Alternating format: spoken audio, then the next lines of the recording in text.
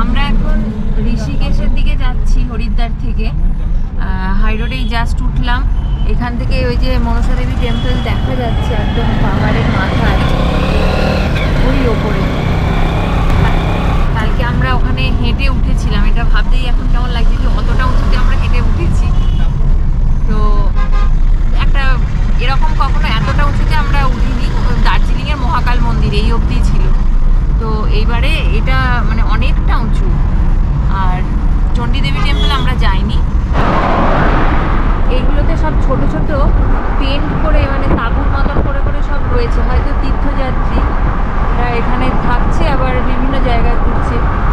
ফাঁকা মাঠের মধ্যে ছোট ছোট মানে তাঁবু খাটিয়ে এরা রয়েছে। আমরা খুব সুন্দর আরতি দেখেছি, গঙ্গা আরতি। আর আজকে তো চন্দ্রগ্রহণ সকাল 6টা থেকে, সেই জন্যে সকাল 6টা থেকে সন্ধ্যে 7টা পর্যন্ত মন্দির সমস্ত ওখানকার ঘাটের বন্ধ থাকবে। আর আরতি আজকে হবে রাত্রি 8টার সময়, সেই কারণে কালকে ওখানে বলে দিল। আমরা তো আজকে বেরিয়ে যাচ্ছি।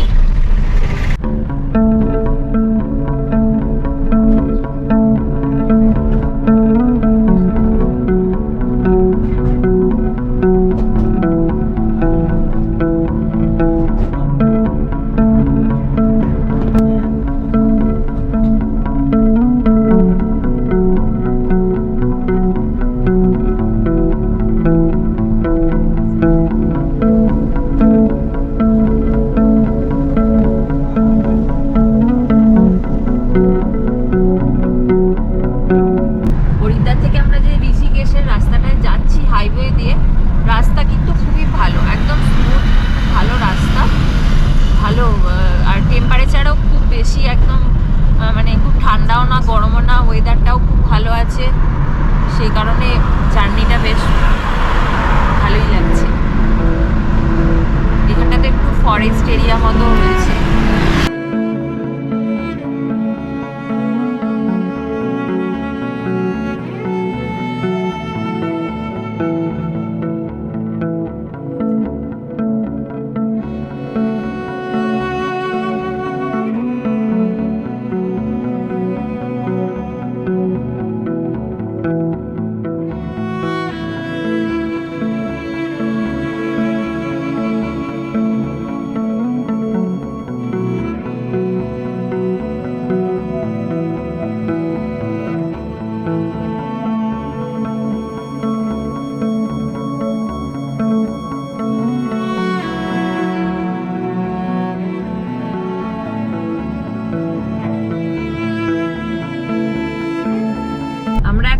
রাজাজি ন্যাশনাল পার্কের মধ্যে দিয়ে যাচ্ছি। আর একদম পুরো এই যে এরকম রাস্তাটা, এরকম হরিদ্বার থেকে ঋষিকেশের রাস্তাটাও খুব সুন্দর,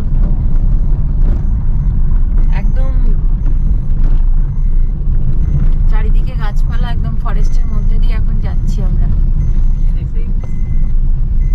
আর মনে হচ্ছে সেই যেন আমরা বারবার তো উত্তরবঙ্গেই যাই, সেই কারণে আমাদের এইটা মানে মনে হচ্ছে যেন আমরা সেই ওই দিকেই যাচ্ছি, মানে ওই রকম টাইপেরই এই জায়গার রাস্তার ইয়েটা।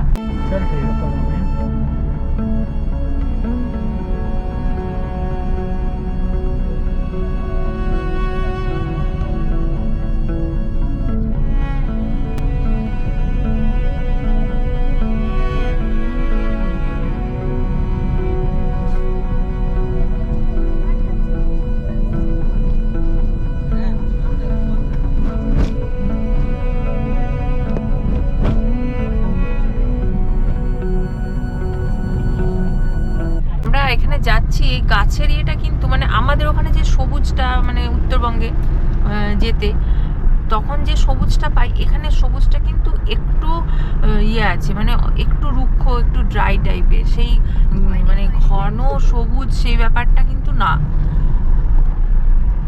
একটু ড্রাই।